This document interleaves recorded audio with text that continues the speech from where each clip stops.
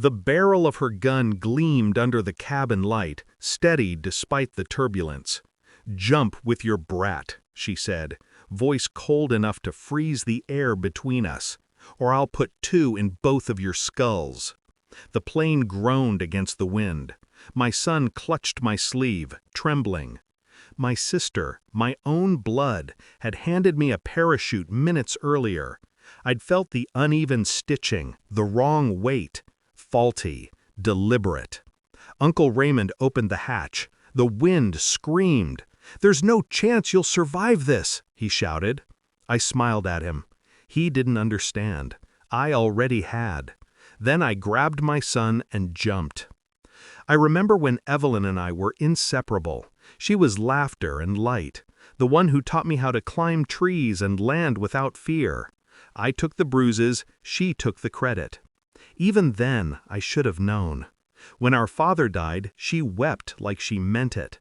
But grief has a smell, metallic, sharp. Hers reeked of ambition. The will had split the inheritance evenly, but she wanted control, the company, the estate, the power. She called it legacy. I called it theft. Then came the message, hidden behind an anonymous server, but I knew her phrasing, her arrogance. "He'll never make it out alive. Make sure the insurance clears." That was me. I didn't confront her right away. I learned her rhythm instead. The calls at midnight, the hidden accounts, the visits to Raymond's hangar. She thought she was clever, moving assets, falsifying reports. But I had patience, and patience is poison in disguise. I started recording, quietly, one file at a time. I traced the money, the names, the offshore transfers. Every lie became a breadcrumb, every secret a seed. Then I waited for her to bloom into arrogance. She didn't disappoint. When she invited me to settle things privately in that plane, I nodded. She thought she was closing a chapter. I was writing the final page. The jump wasn't the end. It was the beginning. The chute tore midair just as I'd expected. I pulled the reserve, the one I'd sewn myself, replacing her sabotage weeks earlier. She'd tested it, of course, but I'd given her a decoy. People like Evelyn never look past their own certainty.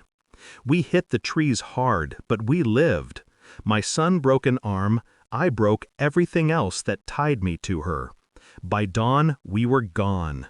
No trace, no signal, no sound. They thought we died. The insurance cleared. She inherited everything. And she celebrated. That was her mistake. For 6 months, I became a ghost. New name, new country, watching, building. Every shell company she used, I took apart. Every partner she bribed, I turned. Every secret she whispered, I amplified. I didn't need to pull a trigger. I just let her world unravel, one transaction at a time. When the auditors came, she panicked. When the board voted her out, she screamed. When the investigators arrived with warrants, she called Raymond. But he was gone too. A suicide, they called it. A gunshot, a note, and a bank transfer that led nowhere. She didn't know I'd been there first. He didn't pull the trigger. I just gave him the choice between ruin and redemption. He chose silence. The day she fell, I was there. Not in the room, but close enough to watch the storm. She stumbled out of the courthouse, cameras flashing, her hands shaking as she clutched her coat like armor. The empire she'd killed for now devoured her in headlines. Fraud, conspiracy, murder investigation reopened. She looked smaller then, human even. I thought I'd feel nothing, but when her eyes lifted, scanning the crowd, I almost pitied her. Almost. She saw me. Just for a second. Long enough for recognition to sink in. Long enough for her to understand that I'd survived. Not just the fall, but her. Her lips parted, a single word mouthed in disbelief. How? I smiled. the same way I did when I jumped. They found her 2 days later, drifting in the pool behind our father's house. No struggle, no witnesses. Just silence. Maybe it was guilt. Maybe it was the weight of everything she'd built collapsing on top of her. Or maybe she finally realized what I'd known all along. Some debts can't be paid with money, only with consequence. I didn't attend the funeral. My son asked why, and I told him the truth. Because sometimes survival is enough. He doesn't remember the wind, the gun, the fall. But I do. Every second of it.